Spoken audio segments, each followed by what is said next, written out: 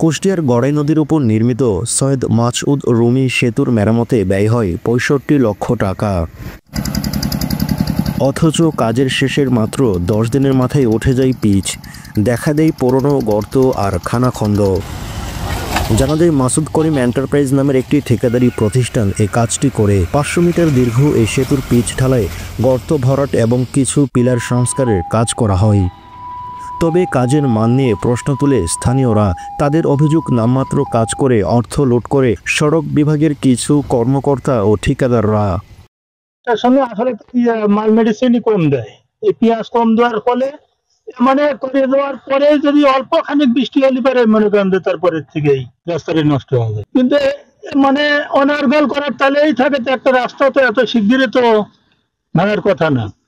হ্যাঁ, কারণ আমরা তো সব সময় চলি, দেখা যাচ্ছে যে মুহূর্তে রাস্তাটা করে গেল সেই মুহূর্তের জন্য তো আর এই রাস্তাটা আর খারাপ হতে পারে না। ৬৫ লাখ টাকার এখানে কোনো খরচ দেখতেছে না ভাই। আগে যেভাবে ছিল রাস্তাতে বরং এখন আরো খারাপ আছে। আগে তো ধরেন রাস্তাগুলো তো খোঁড়াখুড়ি করেছে, মাঝখানে খোঁড়াখুড়ি করার পরে এখন তো বেশি খারাপ হয়েছে, আগের মতো এতটা ক্লিয়ার নাই, সেটা খারাপ বেশি হয়েছে। এখন চলতে খুব দুর্ভোগ, চলাই যাচ্ছে না ভাই। রেগুলার এই রাস্তা দিয়ে যাতায়াত করে বড় বড় গর্তে ম্যাক্সিমাম সময় দেখতেছি অ্যাক্সিডেন্ট হচ্ছে। এ বিষয়ে উপবিভাগীয় প্রকৌশলী লিটন আহমেদ ত্রুটির কথা স্বীকার করলেও দুর্নীতির অভিযোগ অস্বীকার করেন। অন্যদিকে নির্বাহী প্রকৌশলী দায় দিচ্ছেন বৃষ্টিকে। ঠিকাদারি প্রতিষ্ঠানের পক্ষ থেকে অবশ্য কেউ কোনো মন্তব্য করতে রাজি হননি।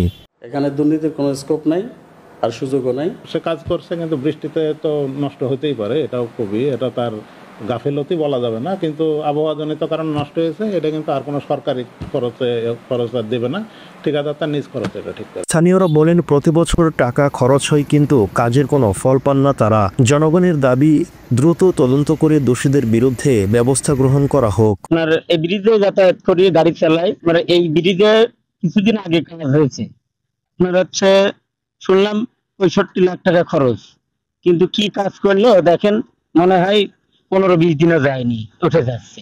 ওই পাশে ইট দিয়ে কাজ করছে, তো এখানে তো অনেক ওরা টেন তুলতো, অনেক টাকা পয়সা টেন তুলতো, এখানে অনেক টাকা উঠতো, সেই তুলনায় এখানে আংশিক কোনো কাজই করা হয়নি। কাজ করার দেখা যাচ্ছে যে যখনই কাজ করছে ফুললি ভাবে এটা ফিনিশিং হয় নাই, তখন দেখা যাচ্ছে এক জায়গা একটু ফিনিশিং করছে, আর এক জায়গা গর্ত লাগিয়ে দিয়েছে, এটা পুরো কমপ্লিট, ওই তখনই হচ্ছে না, তখনই বোঝা যাচ্ছে যে এটা বেশি দিন থাকবে না। ওখানে মানে কাজের উপরেই চলতেছে তাকে দুর্নীতি।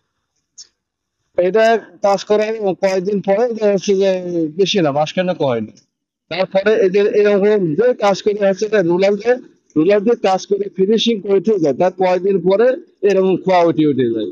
তারপরে দেখা যাচ্ছে আবার যখন উঠে যায় হালকা কিছু গাড়ি নিয়ে এসে তারপরে এই পেঁয়াজ মাটি ফেলায়, আবার ডলে, আবার এক সপ্তাহ যায় না, আবার গতটা করে ফিনিশিং, আবার খোয়া উঠে যায়।